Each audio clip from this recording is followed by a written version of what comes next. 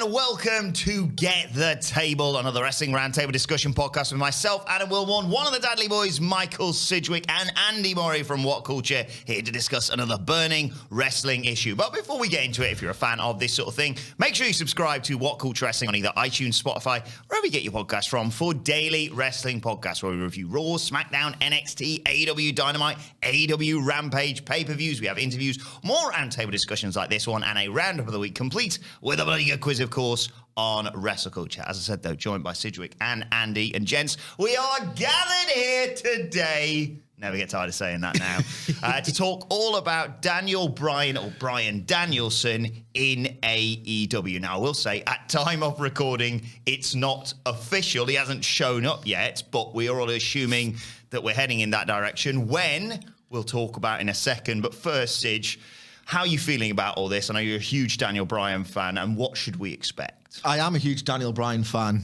I've told this story before. Permit me to tell it one more occasion. I got married in September 2013, deep in Yesamania, and I wanted to go to WrestleMania 30, but I just thought, you know what's a pipe dream? We've just been on honeymoon. It would be very greedy to go to America like 2 consecutive years in a row. And basically, my wife got bored of me. Within 2 weeks, it was like, let's try for a baby. I was like, whoa, hold the phone. We said, like, we'd have, a year or 2, just doing nothing really. Nice married couple stuff, like going out for meals, like using all the disposable income. It's on baby. I was like, not in the contract. And so I went back and forth, and I just threw this into the ether. And I was like, well, hang on, right. This is a demand from your side. This is a negotiation. Here's a demand from my side. We will go earlier than intended if I get to go to New Orleans and watch Daniel Bryan be coronated as the man of WWE.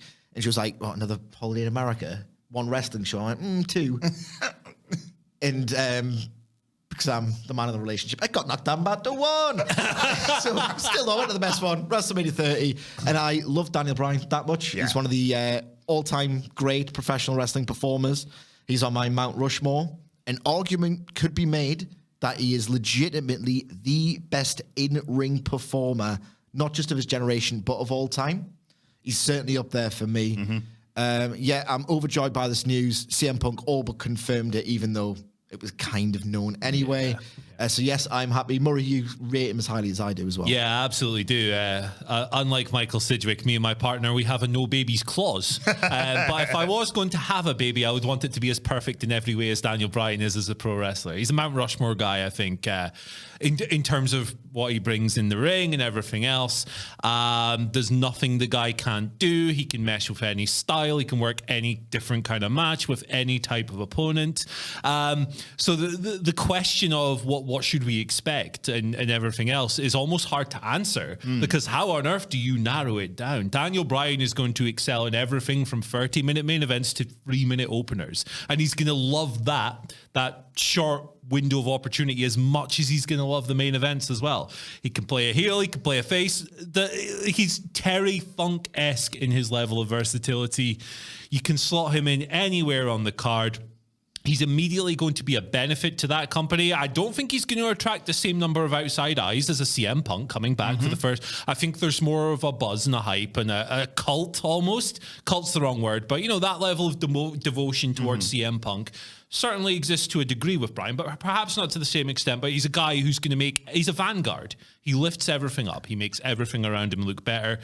Even this year, he's had great matches in the WrestleMania event to wrestling Cesaro on SmackDown in 4 minutes in what would otherwise be a nothing clash. But because Daniel Bryan's so good, every single second is must watch. It's, the CM Punk and the Daniel Bryan signings are coups on different level. This, to me, is a surer bet between the ropes. And, this AEW is about to sign one of the greatest wrestlers of all time at an age where he can still go. It's that simple. Let's talk about his debut then, the reason why we're recording this now, because I think the general presumption was it was going to be at the Arthur Ashe show for AEW, quite possibly, or at least in the build-up to that. And now we are all assuming that it's going to go down this Sunday at All Out on pay-per-view.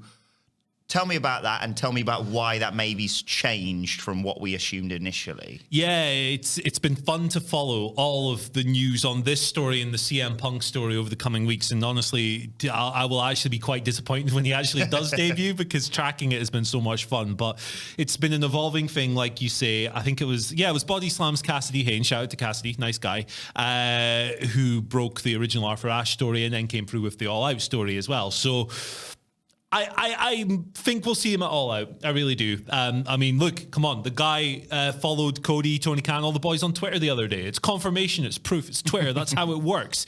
But yeah, I would at this stage be surprised if he wasn't at All Out. And I think this isn't a report. This is just me speculating. I wonder if the volume of debuts we could be seeing in this company soon has maybe brought that forward. Because there is a need to space these things out. And when you've got guys like Adam Cole maybe waiting in the wings, you gotta think about that. Plus, it's really starting to snowball now. You've had CM Punk's debut, and then he's announced he's going to be competing for the first time in 7.5 years or something like that at All Out. Then you have Bryan debut, and then he announces maybe he's going to have his first match at Arthur Ashe, and then, like you say, maybe it could be an Adam Cole next or something. It's I mean, in WWE's own words, it's a hell of momentum for AEW. Yes, absolutely. The Adam Cole news of the contract expiration seemed to follow, if I recall, chronologically. Yeah. The reports, which have now appeared to be confirmations, that Daniel Bryan, Bryan Danielson, is signed, sealed, delivered. It makes sense, therefore, if you've got Cole waiting in the wings, to just debut him. Here's the thing. Raw's numbers are steadily improving somewhat. There was a sense, and I think Dave Meltzer tracked this, that AEW Dynamite's demos were like breathing down Raw's neck. That appears to be more of a state of flux than these converging trends seem to indicate. But Monday Night Football season is rapidly approaching. Why not get Bryan Danielson in now? Why not get the buzz now? Why not, following All Out, make AEW seem like even more white hot, like the biggest talking point of all of professional wrestling, with Monday Night Football denting Raw's demos on the horizon to make it really seem like AEW's breathing down that goddamn neck of the Fed. And why do I mean, I think I know the answer to this, but I'm going to ask it anyway, especially as a fan of AEW, as you both are, really, as we all are. Why is he going to AEW, do you think? He wants the matches that loads of interviewers over the years have said, what do you want? And he's like, oh, well, I really want to work CMLL. I want to do a hair versus hair match. I really want to work New Japan Professional Wrestling. Like, I really want this guy, this guy, this guy, this guy, this guy. And the Forbidden Door, as Samoa Joe has helpfully pointed out in WWE of late, has been slammed shut and will almost forever certainly be slammed shut. The idea of WWE collaborating with New Japan Pro Wrestling, as was horrifically rumoured not too long ago, it was terrifying enough to make jokes about and worry about, even though it wasn't remotely viable. It's just not how they conduct business. Apparently, they made a half-hearted, apathetic approach with Longbone Tone, completely bantered off the face of the planet in that famous promo. They made an approach Nick Khan led to get the ear of New Japan Pro Wrestling. And when that was going on, Yuji Nagata was on Dynamite.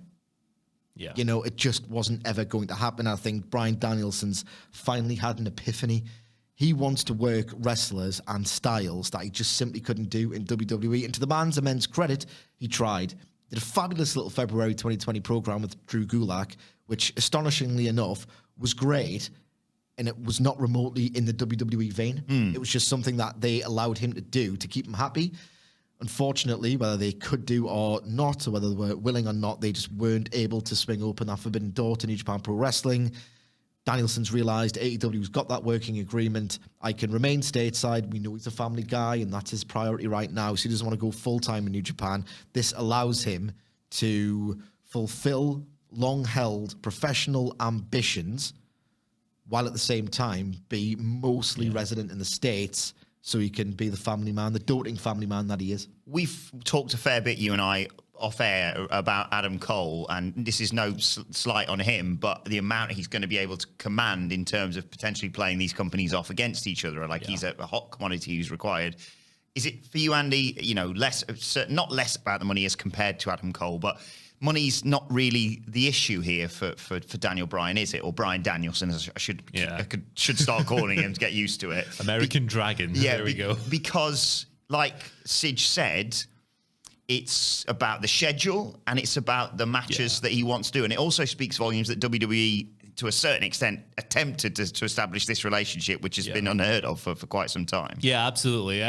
Like any human being who has to live and provide, and not like Daniel Bryan struggling for pennies or anything, but I'm sure he definitely went into both sets of negotiations and went, hey, they've offered me this, you give me this.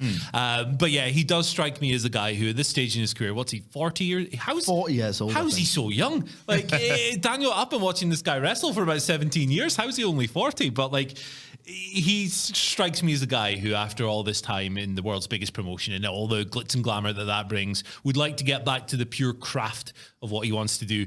And this is demonstrated in the matches with Drew Gulak and in the matches, the short matches with like Cesaro, even matches with like Heavy Machinery on the pay-per-view a few years ago, that triple threat match they had.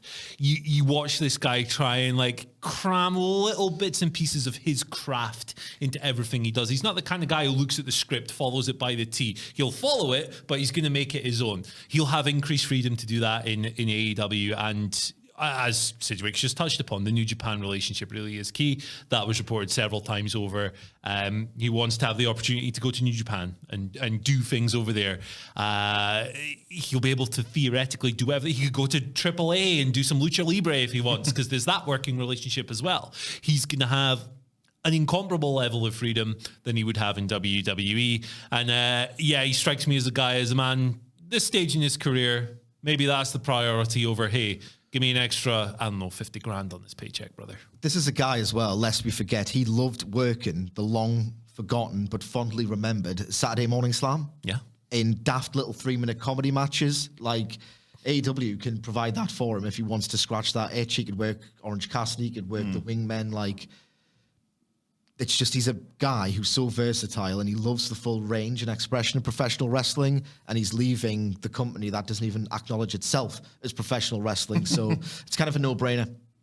Well, let's get into dream matches then. I've no doubt that you and I will sit down and talk more about this once it's official, once he's there in the ring. But for now, I think I know which one he's going to be going for, so just steer away from that one. For you, Andy, who are the potential dream matches in AEW, or like you say, with the Forbidden Door being open up elsewhere? So I'm going to steer away from the sexy ones, the big name ones, the stars and everything else. 2.0, yeah. Of course, Luther. Because they're all going to be tremendous, right? It's Daniel Bryan, come on. But something I'm really excited about, and he will be excited about as well, knowing what we do from his career, is watching him work with these younger up-and-coming talents who aren't as far along in their development curve and everything else, but he might see him as like someone they've looked up to or whatever else, and some people that he sees he can help bring along the line a little bit. So there are obviously bigger matches, headlining matches and everything else, but I would love to see this guy work with your Daniel Garcias, your Wheeler Utahs. You know, this is David Bixenspan, I think, pointed this out first, but it's kind of funny how, you know, at the time these Daniel Bryan rumors started intensifying, that all these young, hot, up-and-coming technicians started appearing on AEW shows. Lee Moriarty's another guy who's been on Dark but hasn't been back in the company since then. I'm just really excited to see what he can do with these younger guys and drag them along. Jungle Boy, I think, is a really interesting one. He had an interview earlier this week where he was talking about what he's learned from Christian, and in terms of like adding layers of detail to a match and how he'd previously thought of wrestling. It's just moves and what he's learning about layout and stuff as well. And I mean, Christian is like a master of laying out matches and everything else, even now that he's 47 years old. And the way he builds drama in the ring is expert level. Daniel Bryan's on that tier as well. And, you know, no disrespect to Christian's craft. I think that's his biggest strength. But Daniel Bryan's Mount Rushmore guy, like we said before. I'm super excited to see what he can do with these younger guys, and bring them forward. But look, he could kill it in a singles match with, I don't know, Peter Avalon as well, and it'd be a lot of fun. I've given the hipster answer. Michael Sidgwick, give the real answer. I'll give the real answer, but first, I do love that pitch, because if there's one thing missing from the self-styled buffet that is AEW, it's like really strong, pure technical pro wrestling, which makes me think of, like, if we get Bryan Danielson as opposed to Daniel Bryan in that company, it'll be absolutely tremendous. I love the idea of him working Garcia, because we get Lucha with the Lucha Brothers. We get, like, really hot brawling with Moxley and Kingston. We get, like, really state-of-the-art, just ridiculous athleticism with the Young Bucks. There's a huge range in AEW. But the one thing from inception, you get classic American drama with MJF, Cody, and Jericho. The one thing we've really missed is like pure technical professional wrestling. And obviously Daniel Bryan, Bryan Danielson, is a hugely versatile performer. This guy got an Observer Award named after him because he was so great at technical pro wrestling. I'd love to see more of that folded into Dynamite. But again, Bryan Danielson is one of the all-time in-ring master craftsmen, total geniuses. You ring that bell, ring, ding, ding, ding, ding, and he's absolutely phenomenal. I knew it. I broke him. A bit of an aside, which... Don't explain it. Don't explain it. Okay. We've been trying to pop each other with a crazy frog. I don't know why. We're two absolute daft idiots. You've ruined my reference now. But you put him in there with anyone. Yeah. And it's absolutely phenomenal. I've got two key names. And like a total mark, I've been fantasy booking Bryan Danielson countering the V-trigger with a single leg crab for forever. Bryan Danielson is so great as a storyteller. He would be phenomenal at leveraging our knowledge of his head injuries and folding that into a match with Kenny Omega, where ordinarily Kenny Omega, and this is a brilliant storytelling tactic for me, it plays into his video game psychology, but he spams V-triggers, and it's awesome because it really puts the guy in a position of peril. No one yet has built a match around doing literally everything possible to avoid taking it. Bryan Danielson is such a great counter-professional wrestler that he could work a match that means more than simply absorbing these V-triggers to the head. And when Kenny Omega finally starts to rain them down, it'll make them feel all the more harrowing because he's done so much to put them over the threat of the V-triggers by like avoiding them. Like Danielson versus Omega would be one of the best matches in the history of North American professional wrestling, of which I've got no doubt. But Danielson, for me, his biggest strength, we talk about his versatility a lot, his biggest strength is his ability to emotionally pull people into his matches in the 21st century, no less, when we're not as earnest. We don't really get into the emotion of pro wrestling. It's advanced as a technical craft. His ability to elicit emotion from people is absolutely next level. Tanahashi, Bret Hart level. We saw it at WrestleMania 35. Me and Murray were like miserable, cold bastards watching a 12-hour show for much of WrestleMania 35. We were popping our tits off for Daniel Kingston because it was unbelievable. It was just so great. And we were miles away, and it felt like we were front row. That's how intimate the drama is. If you get a guy who was so incredible at playing babyface, at fighting from underneath, at like trying to get everything in a match, MJF is the ideal opponent. Yeah. And MJF is such an arsehole of a heel character. Can you imagine like a full arena, white hot, full of people chanting, "You're going to get your head kicked in" at MJF? Particularly that guy, because he'd be able to get so much sympathy on Danielson's behalf. That would be proper babyface versus heel pro wrestling magic. So for me, Omega and MJF are the key Danielson dream matches. Yeah, I think that's a selection of those. And like we did with CM Punk, we did an entire podcast of dream matches. And I might as well just have loaded up the AEW roster page, and even more so arguably than CM Punk in terms of getting a great match out of someone. You can just slide it up and go, right, but Sammy Guevara, that'd be a great match as well, or whoever it may be. Like, Danielson, Orange Cassidy would be an absolutely incredibly funny match. Yeah. I'd like to see what he could do with one of these young powerhouses. Imagine him and Powerhouse Hobbs. How much fun that could be, man. Just him and Ricky Starks. I haven't even thought about Ricky Starks on my days. But can you Hook. There you go. one of these hot young technicians Hey. rising up the ranks. But can you Them remember? abs are technical. This is a rhetorical question because, of course, you do. But you remember Daniel Bryan versus Santino Marella? Yes. One of the all-time great 3 minutes in WWE Pro Wrestling history. They can build a main event duration match with Danielson and Orange Cassidy. It would be absolutely phenomenal. Yeah.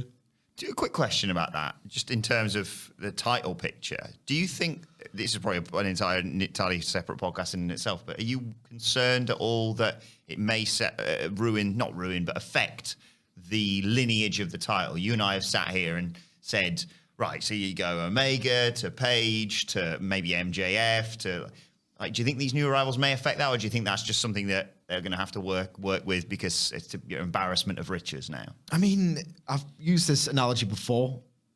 It's a selection headache. It's like having Messi and Ronaldo in the same team. Like, how do you accommodate both to their absolute strengths?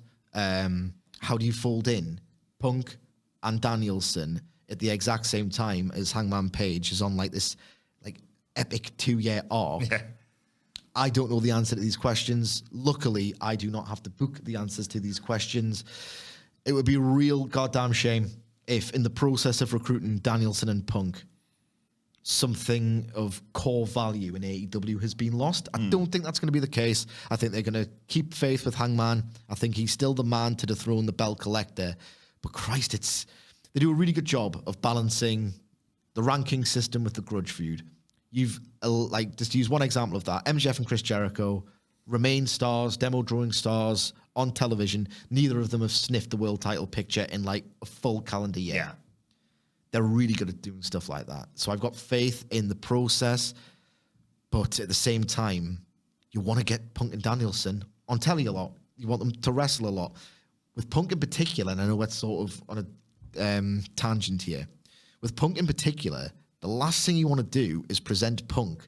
And he said himself he's going to be there all the time. But the last thing you want to do is present him as sort of a virtual part-time figure just because of the accusations of hypocrisy that you draw. But you don't want to beat him either. So you have to put him on telly and you have to have him win. But at the same time, those wins matter. They'll rack up in the count. And you don't want to step on Page's... Look, it's not for me to answer or to book these solutions, but there is a problem. It's a luxurious problem, but there is a problem. Yeah. We'll come back to Punk in a second. Yes. I've got another question to ask you about that. But, we've got CM Punk already there, Bryan Danielson, assuming where he's heading to AEW, Adam Cole again. We've talked a lot about the large roster that they already have and the fact they probably don't need to sign anyone else new for quite some time. But, yeah, will these signings convince more wrestlers to go to AEW, do you think? I mean, it can't help but do that, surely, if you've given the option of these people who've been with WWE, let's say obviously for Punk, but been with WWE for so long and they want to try out these new pastures, and it isn't just necessarily because the grass appears to be greener, it quite clearly is on occasion. Yeah, no, absolutely. I think it definitely will. Daniel Bryan's legacy, I think, speaks for itself. Inside WWE and outside, he was obviously the most critically celebrated figure in the great Ring of Honor run of the mid-2000s, and a lot of wrestlers who are coming through today, who are maybe in their mid to late 20s, will have gone back to that stuff, or maybe even lived through it and seen that guy as an inspiration. I think, like, if you're like a Daniel Garcia, or who's always talking about like the most obscure Joshi and everything, deep level wrestling nerd stuff that a lot of us love, but doesn't get the same level of exposure. If you're a guy like that and you really care about your craft, you're going to work with Daniel Bryan, right? You're going to want to get in the ring with that guy and test yourself against him and learn from him and everything else. And Punk is that guy as well, but on a completely different level.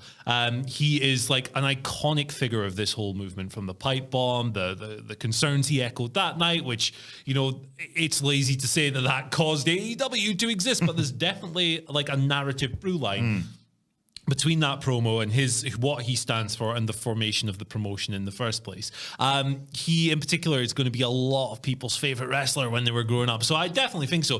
There's always going to be a large contingent of young wrestlers whose end goal is WWE, particularly like people coming through now who are maybe in their late teens and everything else. Like, WWE might be all they know because it's like had a monopoly. Ben Carter, for example. Yeah, exactly. Like, it's been a monopoly for so long, and that's what they're interested. That's what they want. They want to be a big theater kind of popcorn style pro wrestling TV star, and there's absolutely nothing wrong with that. But when you see these iconic figures, and they both are iconic figures to certain generations of wrestlers, it's absolutely going to convince more people. Hey, Danielson's there. I'm going there. Final question, and it sort of relates to that in terms of the legacy of both of these wrestlers. One thing you've expressed concern, I think it's fair to say, about with regards to Bryan Danielson debuting at All Out when Punk's having his first match with Darby Allin is, could CM Punk overshadow him? It's a strange one, this. I expect my following concern to be totally dissolved when you hear the pop that Danielson gets at All Out, when he presumably challenges Kenny Omega at the end of the show. I don't know. It's fascinating. It's exciting. Through how brilliant CM Punk's debut was, remember that Sean Ross Sapp tweet? Fightful Select has learned that CM Punk has entered negotiations for a return to wrestling. From the second that dropped to the first dance, that entire month was so much fun. It was the best. The teasers, the anticipation, the fantasy booking that generated and cultivated. It was a magical time to be a professional wrestling fan. It was so magical, in fact, the word of mouth, the viral marketing campaign was so exquisite that it sold out a house. It got a monster of a rating. All of which converged to present CM Punk as essentially Michael Jordan. I know that was the on-the-nose comparison we were invited to make, but it made him feel like the biggest goddamn deal. They basically distilled 7 years of that anticipation, that hope, that longing, that bargaining almost, that he might one day come back into 1 month of just, oh, this is awesome because he got the reassurance that it actually is happening. But I think Punk himself said that 1% of doubt. I can't help but put this over for minutes on end whenever the question's posed to me, and that just underscores how genius this was. In relation, it looks like Bryan Danielson's simply going to get a surprise pop. Yeah. That conveys a message to me, the viewer, that AEW doesn't quite see him on the same level as a CM Punk. And that's accurate.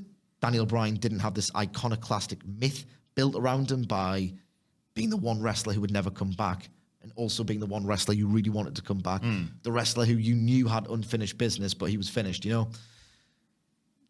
They, to me, from the way these debuts have A, happened and B, look set to happen, are presenting Danielson as just a notch below Punk. I think that's a fair assessment. Will that impact on people's perception of Danielson as it regards to ratings and all the rest of it in terms of his star power?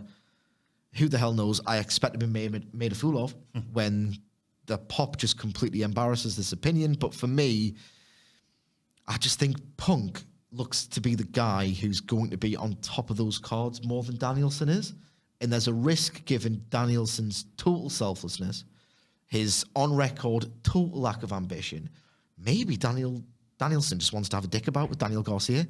And Punk's like, no, I want to, be the needle-moving draw that I knew I could be, and they never let me be. Maybe Danielson's like, oh, you can do that. I really want to work Orange Cassidy in 12 minutes on a Rampage main event because I think it will be fun. That's my only concern about Danielson and AEW, is that he's so goddamn talented and so amazing and so iconic, and he might be happy to just let Punk have the spotlight. And as I said, he can only push so many people in prominent positions at once. We've seen this before with Jericho and Omega in 2019. Le Champion had to be the tippy-top guy in order for him to resonate as a tippy-top guy. Kenny Omega had to take a backseat. In the process, when Kenny Omega took that backseat, everyone was like, oh, he's not that big a star. So of course he isn't. Yeah. He's deliberately nestling himself in that upper mid-card because you can't present that many stars at once. Otherwise, they don't resonate as stars. They become normalized. Might Danielson willingly become that guy for a year? Does that fail to capitalize on this buzz? Is all of it a little bit too much too soon, too good to be true? Who the hell knows? Yeah, I mean, that's the thing with Bryan Danielson, is that I would call him the most talented utility player of all time, because he will be quite happy. He probably wants to wrestle on Dark in Elevation. Yes. He probably wants to have those little 5-minute squashes with local talent and everything else. And that will lead to the usual bad faith discussions online about, oh, he's not being pushed as a main eventer. All of this That's stuff. exactly what they sound like. Yeah, exactly. So that is a real concern.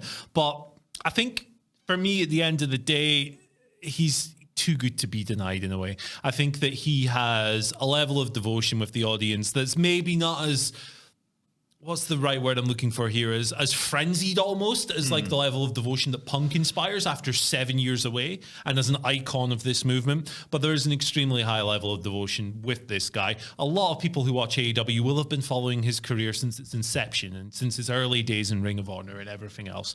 I think that he has a ridiculous amount of cachet with these people, and I think that he will be just fine, because I think on the night when you get to this moment, the lights dim, whatever else happens, the music comes on. I don't know what music they're going to use. Flight of the Valkyries is obviously public domain, but if you're going to use the final countdown, those license fees are probably a little prohibitive, brother. So you might need to get, the Crazy Frog in to do a remix. Shut up, man. Ring-a-ding-ding. Literally, I've listened to an hour's worth of the Crazy Frog today because Andy Murray has perfected this legitimately wacky character in the WhatCulture office almost. I love him. But it's a lot of Crazy Frog. Not a character, brother. I just love the Crazy Frog. But yes, I've lost my train of thought here. But when that music hits and Ring, ding, ring a ding ding, shut up. ring a ding ding ding. When that music hits in the building and Bryan Danielson Yes. comes out, the pop is going to be tremendous. We're all going to wet ourselves again. And I'm about to go on Discogs and search for Crazy Frog vinyl. So thanks for joining our wrestling podcast, Should we, guys. when we get downstairs, Google if Crazy Frog ever did the final countdown? Oh, absolutely. Christ's sake. It's not going to be the final countdown. Like, the rights fees are disgusting for that. Yeah. Flight of the Valkyries. And it's got one of the all-time stings. Yeah. Ring, ding. Stop it. Lots to look forward to regarding Daniel Bryan, Bryan Danielson in AEW. What do you think we should expect? Let us know in the comments section below. Don't forget to like, share, and subscribe. And subscribe to What Culture Wrestling, wherever you get your podcast from, for daily wrestling podcasts as we head towards All Out this weekend, of course. Plus, you can let us know your thoughts and Twitter questions on Twitter at WhatCultureWWE. Watch there. Follow all three of us. You can follow Michael Sidgwick at Sidgwick. You can follow Andy Murray at You can follow me at Andy H. Murray. The H stands for, I haven't written one down. Happy birthday, Tony Nese, at the bottom of this list. So that was like 2 months ago. Good ending. Follow me on Twitter at Adam Wilborn. Follow us all at WhatCultureWWE. But for now, my thanks to Michael Sidgwick, to Andy Murray, to the Crazy Frog, and to you for joining us. And we will see you soon.